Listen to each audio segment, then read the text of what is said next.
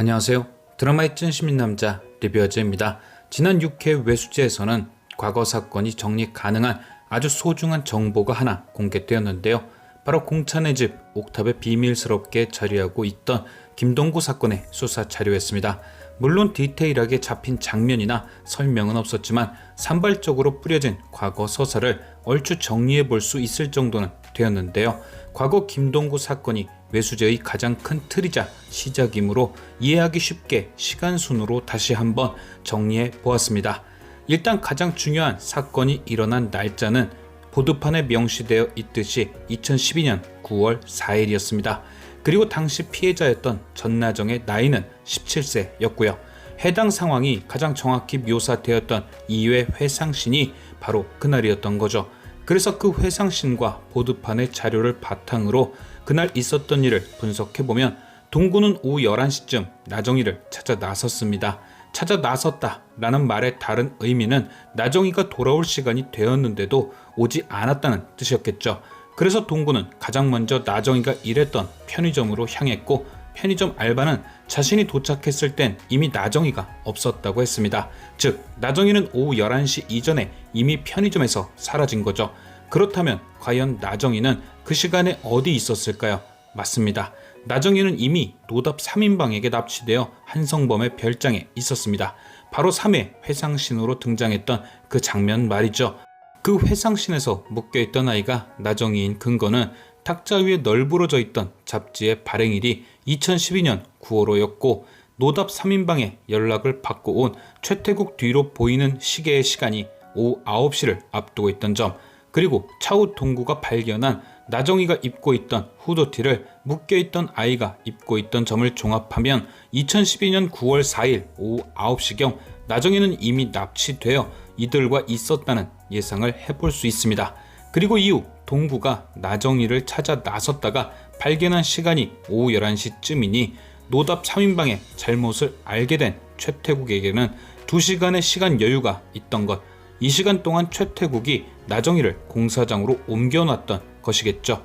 다시 한번 동구 사건을 시간순으로 정리하면 2012년 9월 4일 오후 9시 이전 노답 3인방은 나정이를 강제로 끌고 갔고 몹쓸 짓들을 했다. 이후 그들은 묶여있던 나정이의 움직임이 없자 불안감이 밀려왔고 이에 최태국에게 도움을 요청한다. 최태국은 오후 9시쯤 현장에 도착했고 최주환의 귓방망이를 수차례 가격 후 나정이를 편의점 인근 인적이 없는 공사장으로 옮긴다.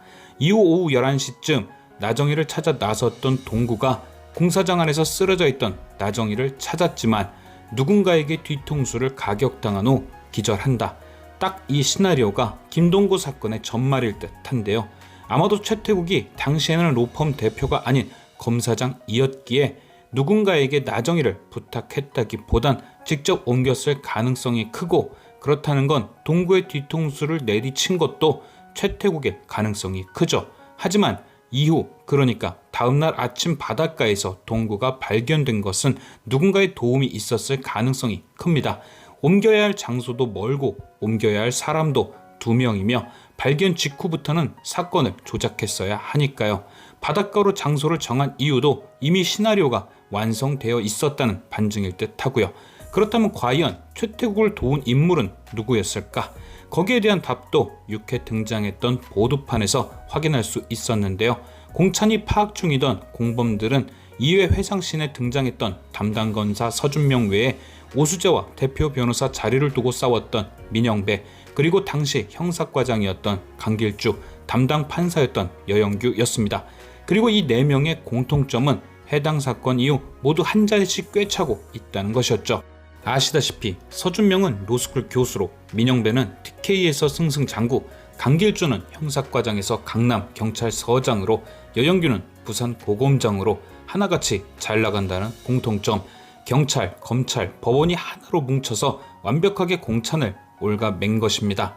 강길주는 당시 형사과장으로 김동구 사건 초반 지휘를 맡으며 증거 조작 및 담당 형사들을 구워 삶았을 것이고, 그 증거들을 이어받은 검찰, 민영배, 서준명이 잘 끼워 맞춘 뒤 여영규가 판결을 내려버린 완벽한 그림, 초기 수사부터 판결까지 한 팀이었으니 당시 국선이었던 오수재가 아닌 그 누가 변호를 했었어도 졌을 재판, 왜 오수재가 판결 이후 공찬의 손을 잡고 힘을 길러야 한다고 했는지 완벽하게 이해가 되죠. 넘을 수 없는 산처럼 탄탄하게 짜여진 사건 앞에 한계를 느꼈던 것. 그런데 이렇게 완벽했던 계획을 최태국은 왜 1년 만에 엎었을까요? 굳이 완벽하게 범인으로 만들었던 공찬을 풀어줬어야만 하는 이유, 그 이유는 단 하나뿐입니다. 공찬이 범인으로 잡혀있는 한 계속 그의 무죄를 주장하며 조사를 하고 있는 사람이 있다는 것. 공찬이 잡혀가고 사건이 마무리되면서 조용히 잊혀져야 완벽한 건데 누군가 계속해서 사건을 파고 다녔던 거겠죠. 바로 힘을 기르고 내용을 채워가며 끝까지 공찬이 무죄라 믿는 오수재. 아무리 완벽한 계획이었다 하더라도 계속 파다 보면 빈틈이 나올 수도 있으니 최태국은 오수재를 멈춰야만 했던 거죠. 그래서 최태국은 공찬을 풀어주기로 계획을 수정합니다. 공찬의 무죄를 밝히겠다는 목적이 사라져야 오수재도 멈출 테니까요. 그래서 검사장이었던 자신의 자리를 이용 형량 거래가 가능한 범죄자를 한 명 섭외해 공찬 대신 진범을 만듭니다. 하지만 우연히 출소 준비 중이었던 공찬이 교도소 화장실에서 두 명의 범죄자가 나누던 대화를 엿듣게 되고 노병출은 진범이 아니다 라는 확신을 갖게 된 것. 그래서 지금까지 진범을 찾기 위해 사건을 조사 중이었던 거죠. 하지만 진범이 잡히고 공찬이 풀려난 후 TK에서 일하게 된 수재는 해당 내용에 대해 알지 못했을 겁니다.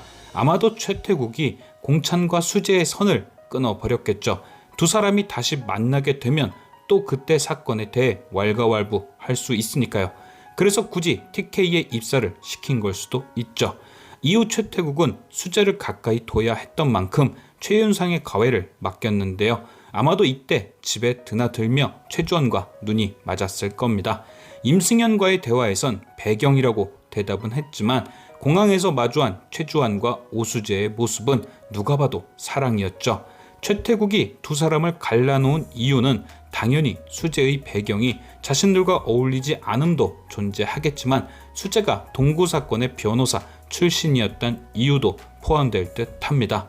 아무리 아빠 말이라면 껌뻑 죽는 최주환이라도 자신이 아이까지 가진 수재를 버리긴 쉽지 않았을 텐데 수재가 미국 간 사이 결혼까지 했던 걸 보면 최태국의 언질이 있었을 가능성이 있습니다. 수재가 누군지 아냐? 김동구 사건 변호사였다. 가까이 지나다 혹시 술이라도 취해 헛소리하면 모든 게 끝이다 같은 우려 말이죠. 다른 사람이면 몰라도 최주환이라면 충분히 가능한 실수이기에 같이 두긴 확실히 무리가 있었을 겁니다.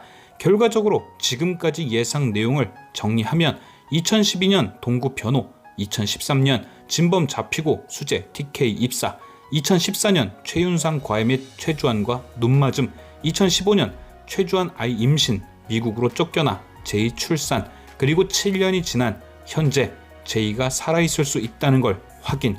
이렇게 보면 산발적으로 흩어져 있던 과거 사건이 나름 정리가 되는 듯한데요. 과연 이번 주는 또 어떤 거대한 떡밥을 뿌려줄 것인지.